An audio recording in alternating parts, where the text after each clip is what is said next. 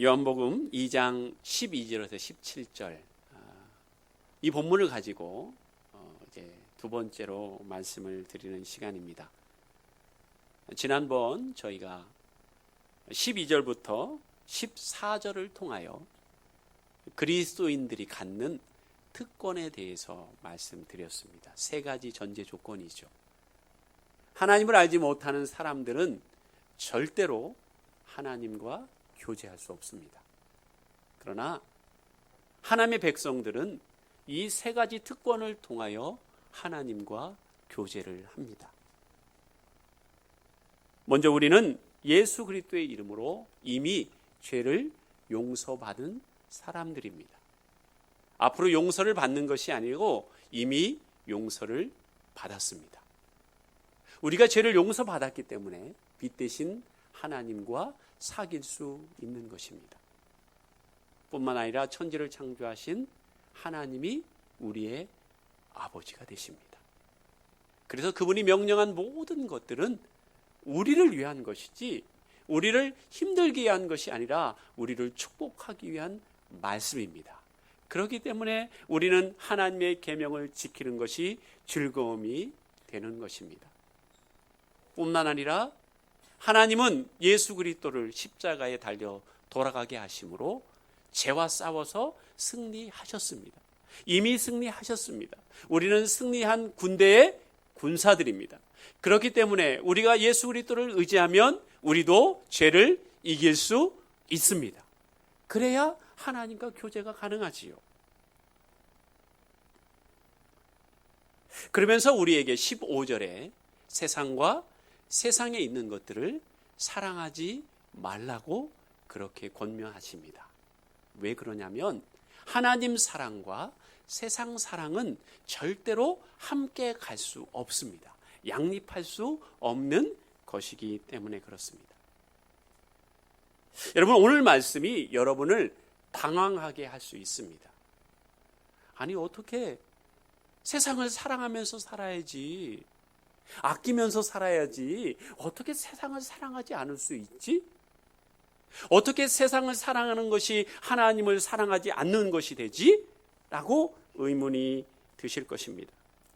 오늘 말씀 15절을 보십시오. 이 세상이나 세상에 있는 것들을 사랑하지 말라. 누구든지 세상을 사랑하면 아버지의 사랑이 그 안에 있지 아니하니. 여러분, 15절의 말씀에 계속해서 반복되는 단어들이 있습니다. 이 단어를 이해하지 못하면요 15절을 이해할 수 없습니다. 그 단어가 어떤 단어입니까?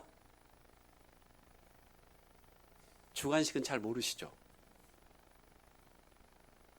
세상과 사랑이라는 단어입니다. 여러분, 세상과 사랑이라는 단어, 여기서 쓰여진 그 의미를 알지 못하면요 오늘 말씀은 이해가 되지 않습니다. 사도 요한은 세상을 크게 두 가지로 나누고 있습니다. 자, 하나는 하나님이 창조하시고 사랑하시는 세상이 있습니다. 바로 자연과 동식물과 사람 등 하나님이 창조하신 것들, 그게 바로 세상입니다. 하나님이 사랑하세요. 요한복음 3장 16절, 하나님이 세상을 이처럼 사랑하사 독생자를 주셨으니. 우리를 너무너무 사랑하셔서 독생자 예수 그리스도를 주셨지요. 자, 또 다른 하나의 세상이 있습니다. 그 세상은요, 하나님을 떠나 공중 권세 잡은 자들의 통치를 받는 영적인 세계, 사상, 삶의 방식을 가리켜요. 그러니까 15절부터 17절에 얘기하는 세상은 오히려 보이는 세상이 아니라 하나님과 대적하는 마귀의 생각과 세계와 삶의 방식을 따르는 것을 의미합니다. 자, 그래서 15절부터 17절까지 이야기하는 세상은 헬라어로 코스모스입니다. 코스모스. 그래서 15절부터 17절을 하나님이 사랑하는 세상이 아니라 마귀의 통치권에 있으며 그것을 따르는 사상과 체계를 의미한다는 것을 잘 머릿속에 염두해 두어야 합니다. 자, 두 번째로 우리가 이 말씀을 알기 위해서는 사랑을 알아야 돼요. 사랑, 아가페오입니다. 자, 이것은 누군가를 좋아하는 감정을 이야기하는 게 아니에요. 자, 여기서 사랑은 어떤 일에 대하여 더 높은 순위를 매기고 그것에 몰두하는 것을 가리킵니다. 구체적으로 얘기하면 어떤 것에 하나님보다 높은 순위를 매기고 그것에 몰두하는 것, 그게 여기에서 얘기하는 사랑이에요. 내가 사업을 경영하는데 그 사업이 하나님보다 더 중요해서 그것에 몰두하는 것, 그게 바로 세상을 사랑하는 것입니다. 내가 승진하는 것이 하나님보다 더 높은 순위에 있기 때문에 그것에 몰두하는 것, 그게 바로 세상을 사랑하는 것이죠. 그렇기 때문에 세상을 사랑한다는 것은 세상에서 얻을 쾌락을 좋아하여서 하나님보다 더 높은 우선순위를 두고 그것에 몰두하는데, 그것을 구체적으로 16절에는 육체의 정욕, 안목의 정욕, 이생의 자랑이라고 더 풀이해서 설명을 해주고 있는 것입니다. 자, 이 말씀을 들으면 목사님, 그렇게 살면 너무 현실 도피적 아닙니까? 세상을 너무 소극적으로 사는 것 아닙니까? 이렇게 이야기할 수도 있을 것입니다. 야고보서 4장 4절의 말씀입니다. 간음한 여인들아, 세상과 벗된 것이 하나님과 원수됨을 알지 못하느냐. 여러분, 이것은요, 세상을 도피하고 세상을 소극적으로 살려는 게 아니에요. 너희의 우선순위가 어디에 있냐는 거예요. 하나님은 첫 번째 사랑만 사랑으로 간주를 하세요. 자, 그래서 내가 세상을 하나님보다 더 사랑할 때 그것을 간음한 여인이라고 부릅니다. 남자와의 부적절한 관계를 의미하는 게 아니고 내가 하나님보다 더 사랑하는 것이 있는 것, 그것을 간음한 여인이라고 이야기하고 하나님과 원수된다고 이야기하고 있습니다. 즉, 내가 하나님보다 더 사랑하는 것이 있으면 하나님과의 교제가 불가능해지거나 막힌다는 것이죠. 여기에는 아무도 예외가 없습니다. 그 사람이 얼마나 오랜 시간 하나님을 믿었든지, 그 사람이 목사이든지 장로이든지 예외가 없습니다. 여러분, 우리가 하나님 대신 세상을 더 사랑하게 되면 내 안에 계신 하나님을 밀어내게 돼 있어요.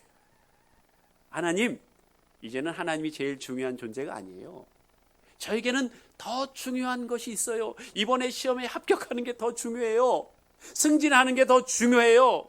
이번에 사업에 입찰을 따내는 게 더 중요해요. 이렇게 생각을 하고 하나님을 밀어내기 때문에 하나님과 교제할 수가 없는 거예요. 그래서 하나님은 하나님과 교제하기를 원하시기 때문에 믿음의 사람들의 마음을 계속 확인하게 하세요. 믿음의 조상 아브라함에게도 하나님은 그 마음을 확인하길 원하셨어요. 창세기 22장 12절, 사자에게 이르시되 그 아이에게 내 손을 대지 말라. 그에게 아무 일도 하지 말라. 내가 내 아들 내 독자까지도 내게 아끼지 아니하였으니 내가 이제야 네가 하나님을 경외하는 줄을 아노라. 네가 그렇게 중요한 아들보다 내가 우선순위에 있구나. 그럼 네 안에 나를 사랑하는 마음이 있는 것 맞네. 여러분, 오늘도 마찬가지입니다. 하나님이 저와 여러분의 마음을 확인하기를 원하세요. 세상이나 세상에 있는 것들을 더 사랑하면 우리 마음에 하나님을 사랑하는 마음이 없다고 분명히 이야기하고 계세요. 그럼 이 사실을 통해서 우리는 내 자신을 깨닫게 됩니다. 아, 내가 하나님을 사랑하지 않는구나. 아니, 내가 하나님을 사랑하는구나 하고 자신에게 솔직해진다는 말입니다.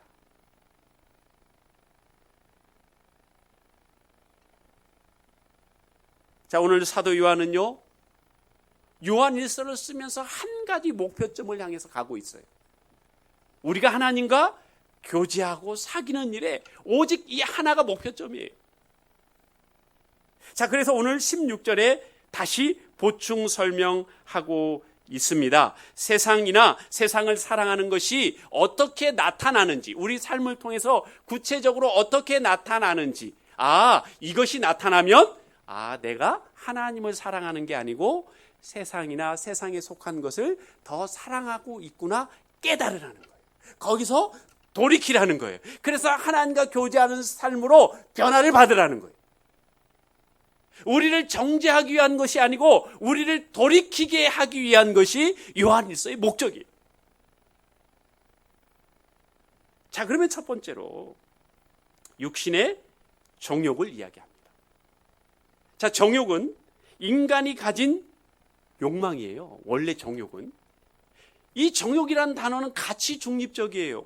여러분, 우리가 살면서 무엇인가 이루고 싶고 무엇인가 가지고 싶고 무엇인가 희망하는 것, 이게 자연스러운 거예요.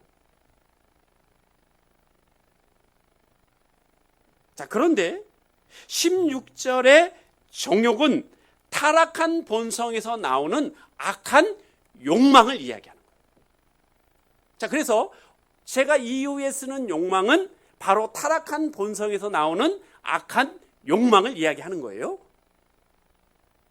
자, 우리 안에 있는 순수한 욕구를 통해서 나오는 그런 욕망들은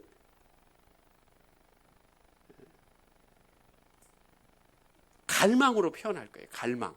이 갈망은 가치 중립적이거나 오히려 좋은 쪽으로 작용을 합니다. 자, 그래서 이 갈망을 영어로 desire라고 이야기하고 도를 지나친 욕망을 하이퍼 디자이어라고 이야기합니다. 지금 무슨 말이냐? 우리가 그거에 대해서 너무 간절히 원하다 보면 하나님보다 더 원하게 된다는 거예요. 자, 먼저 육신의 정욕입니다. 여러분, 육신의 정욕을 쉬운 말로 감각이라고 이야기할 수 있어요. 여러분, 우리가 무언가 하고 싶을 때가 있습니다. 감각적으로 만족을 얻기 위해서, 쾌락을 얻기 위해서 무엇인가 하고 싶을 때가 있어요. 여러분, 하고 싶은 거 있으시죠? 여행 하고 싶지요? 안 하고 싶으세요? 여행 하고 싶지요? 예. 요즘 사람들에게 물어보면, 당신에게 며칠의 기간이 주어지면 뭘 하시겠습니까? 그러면 아무도 방해받지 않고 자든지 여행 가는 것, 둘 중에 하나예요. 여러분, 여가 생활을 하는 것, 가치 중립적이거나 오히려 좋은 거예요. 건강을 위해서 좋은 거지요. 자, 그러네 너무 여가 생활을 즐기다 보니까 하나님이 필요 없게 된다면 그것은 어느새 갈망이 아니라 욕망이 되어버렸지요. 골프, 여기에도 사람의 머리가 골프공으로 보이시는 분들 계시죠? 이 골프, 적당한 골프, 건강을 위해서 좋지요. 필드를 걸어 다니는 것 건강에 좋습니다. 그러나 오직 골프만이 목적이 된다면 그것은 이미 갈망이 아니라 욕망이 돼버리는 것입니다. 내 마음이 그렇다 보면 이미 하나님은 내 마음에 없고 이미 하나님을 내가 밀어버린 상태가 되기 때문에 하나님과 절대로 교제할 수 없다는 거예요. 하나님이 주시는 충만한 기쁨을 누릴 수 없다는 거예요. 이것이 문제예요. 이것이. 여러분, 게임, 적당한 게임은 오히려 스트레스의 해소가 될 수 있지요. 그러나 오직 게임만이 자신의 머릿속을 떠나지 않는다면 그것은 갈망이 아니라 욕망이 되어버리는 것입니다. 그것 때문에 하나님과 교제할 수 없어요. 여러분, 배고프면 먹는 것 때로 좋을 수 있어요. 왜요? 몸에 에너지를 제공해 주잖아요. 그런데 이제는 맛있는 음식을 찾아다니는 인생이 돼요. 그것이 오히려 목표가 돼버렸어요. 매일매일 일어나면 오늘은 맛있는 것 무엇을 먹을까? 무엇을 먹음으로 내 감각을 만족시킬까? 이렇게 됐다면 그것은 갈망이 아니라 욕망이 되어버렸고, 그것 때문에 하나님을 만나지 못하게 된다는 거예요. 오늘 유현진 선수의 경기가 있는 거 맞지요? 몇 시에 합니까? 8시부터 이미 했습니까? 아, 예, 그렇군요. 유현진 선수의 경기를 보고 싶어 하는 것, 갈망이죠. 왜요? 봄으로 인해서 스트레스가 풀리거든요. 투수가 공을 딱 던질 때, 아, 저 공으로 아내를 던졌으면 좋겠다고 생각하시는 분 없죠? 없죠. 타자가 공을 쳐서 홈런이 될 때 내가 친 것 같은 쾌감을 느끼잖아요. 스트레스가 해소돼요.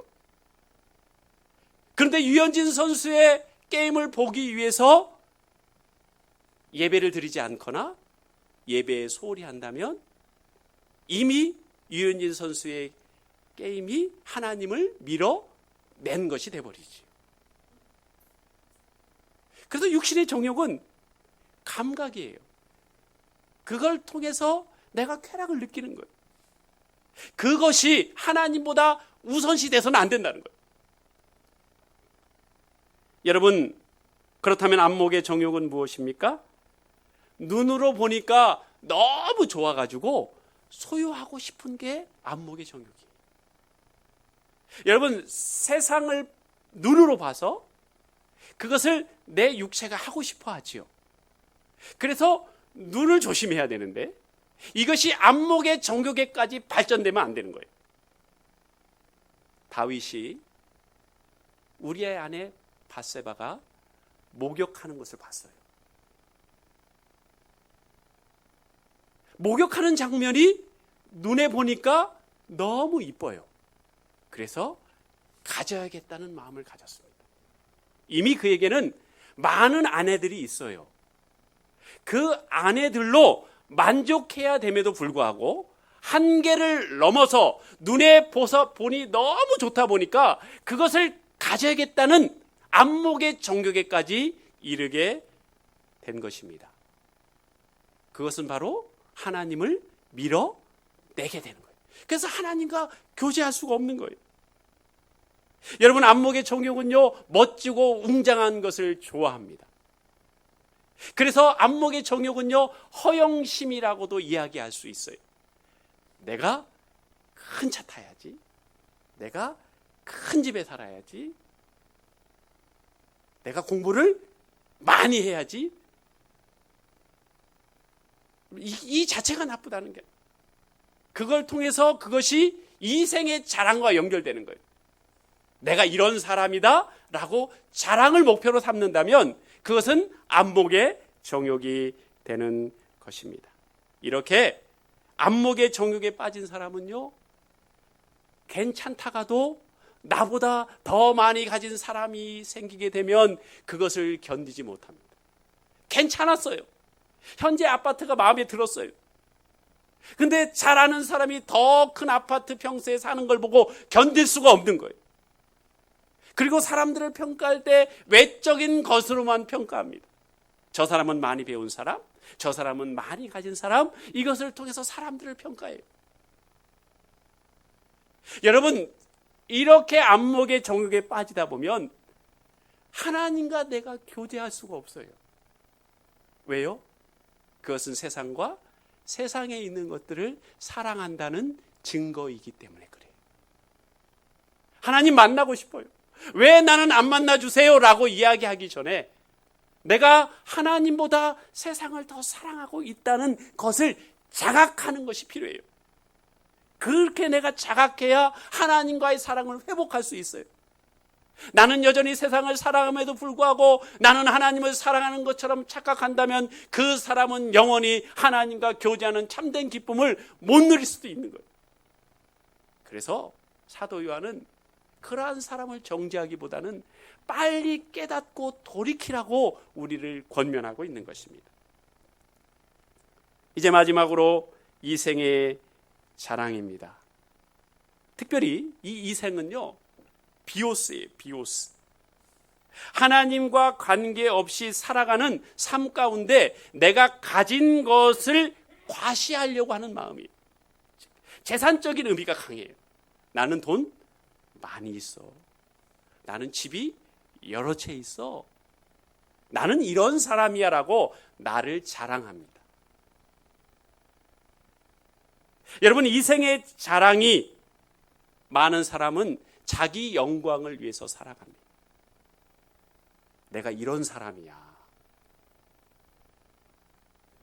그리고 자기 영광을 위해서는 다른 사람을 무시하고 짓밟는 것을 서슴없이 합니다.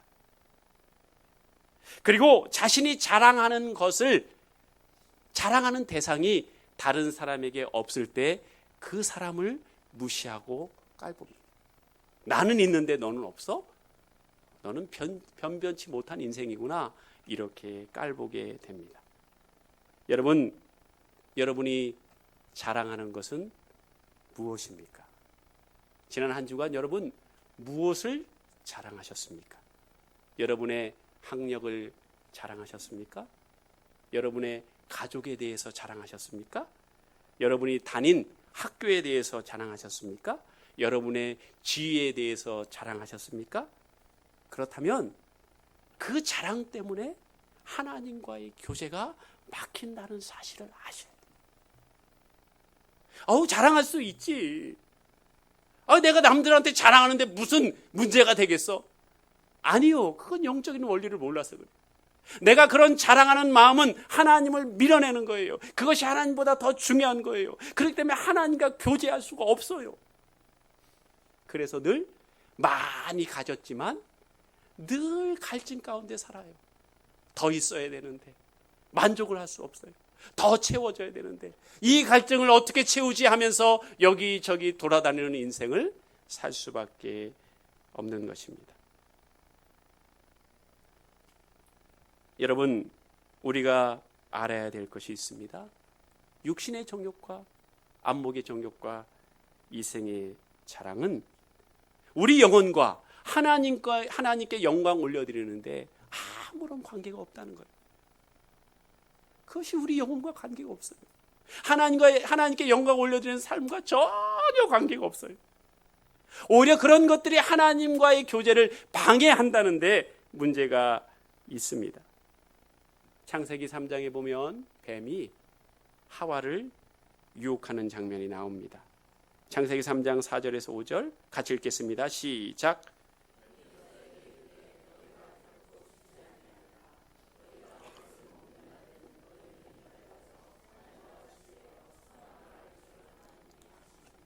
아멘.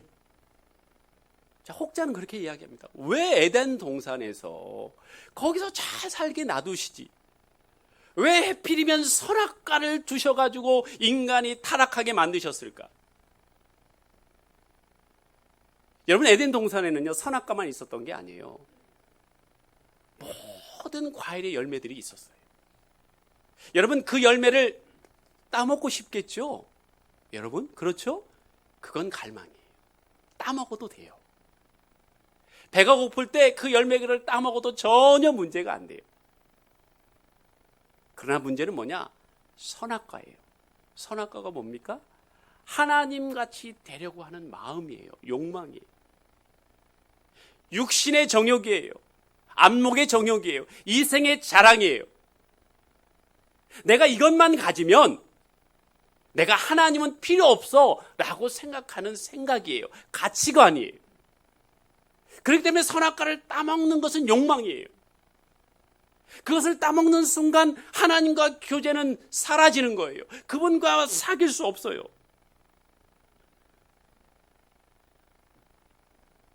여러분, 요즘 여러분이 최선을 다해서 이루고자 하는 것이 있지요. 정성을 다해서 열심히 하는 것이 있지요. 왜 그것을 하십니까?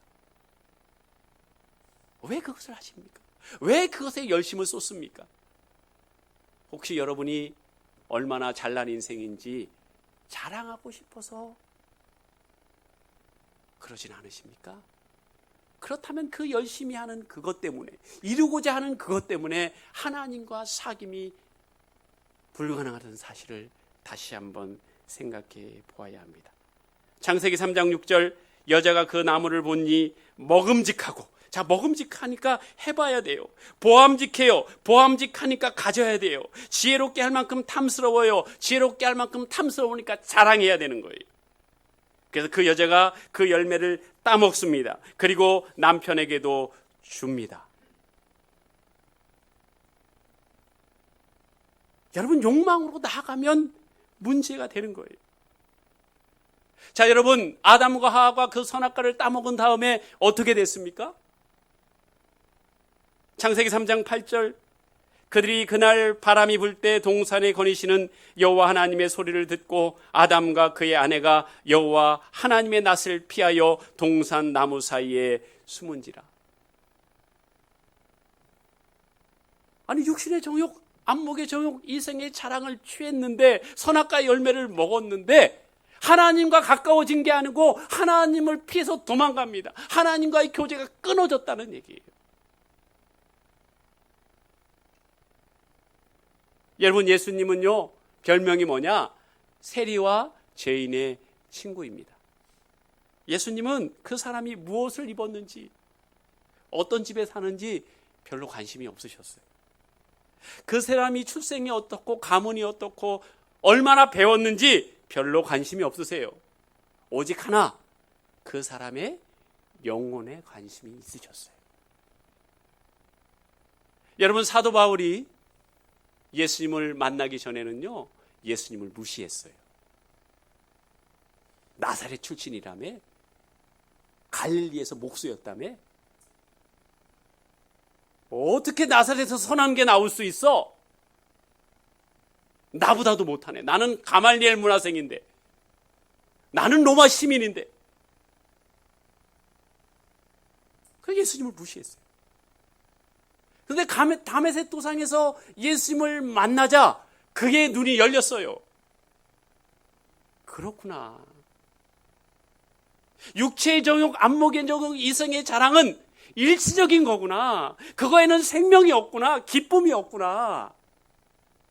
그래서 로마서, 고린도후서 5장 16절에 이렇게 이야기합니다. 같이 읽겠습니다. 시작.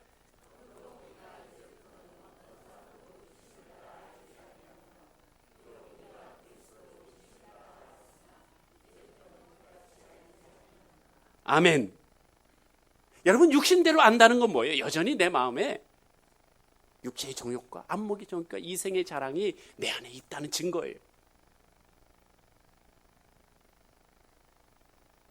여러분, 그런데요, 이 세 가지는요, 없어질 것들이에요. 여러분, 그렇지 않습니까? 우리가 정말 관심을 가져야 되는 건 없어질 것이 아니라 영원히 있는 것이야 되지요. 그래서 17절에 이야기합니다. 이 세상도 정욕도 지나가되 오직 하나님의 뜻을 행하는 자는 영원히 거하느니라. 자, 세상도 정욕도 지나갑니다. 시제가 뭔지 아세요? 현재 시제.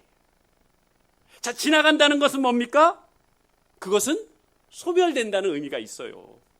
소멸된다고요. 일시적이라고요. 없어진다고요.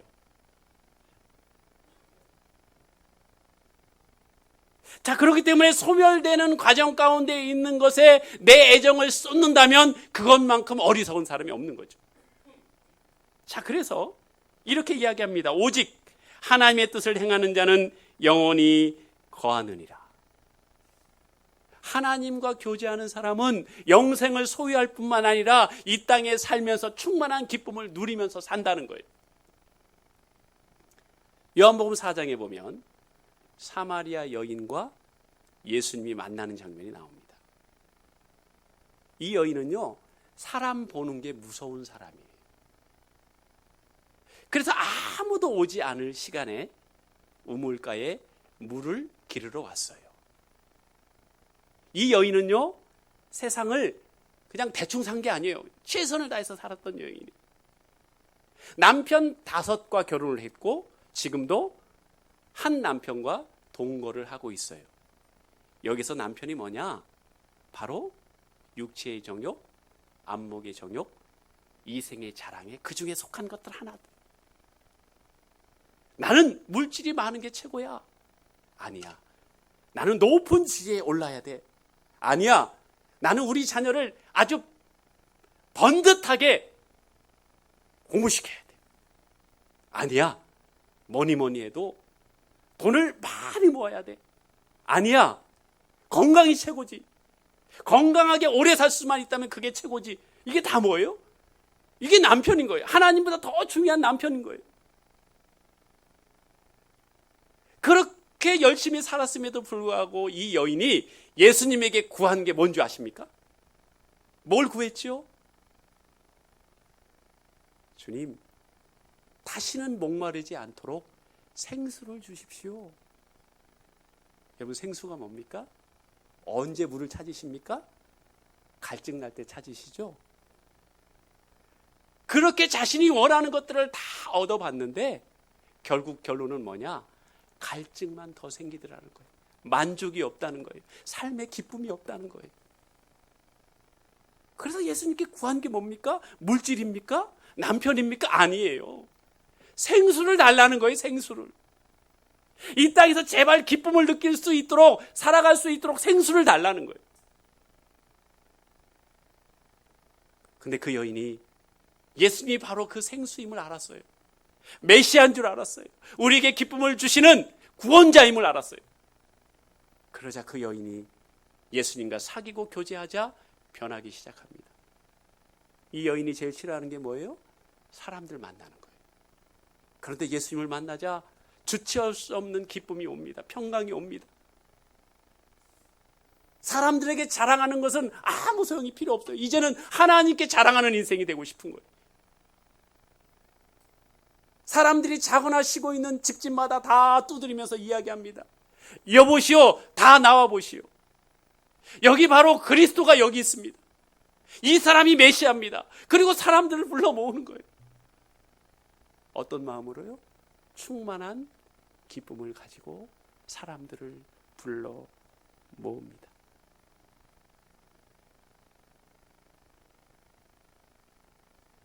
여러분, 세상과 세상에 있는 것을 사랑해서는 하나님을 사랑할 수 없습니다. 아무리 귀한 게 있더라도 하나님 후순위에 놓여졌을 때 그것이 여러분에게 진정한 축복이 됩니다. 여러분, 오늘 사도 바울이 이야기합니다. 하나님과 교제하는 인생, 이 땅에서 충만한 기쁨을 누리는 인생이 가장 복된 인생이라고 이야기합니다. 이 놀라운 은혜가 저와 여러분 가운데 충만하시기를 주님의 이름으로 축복합니다. 기도하겠습니다.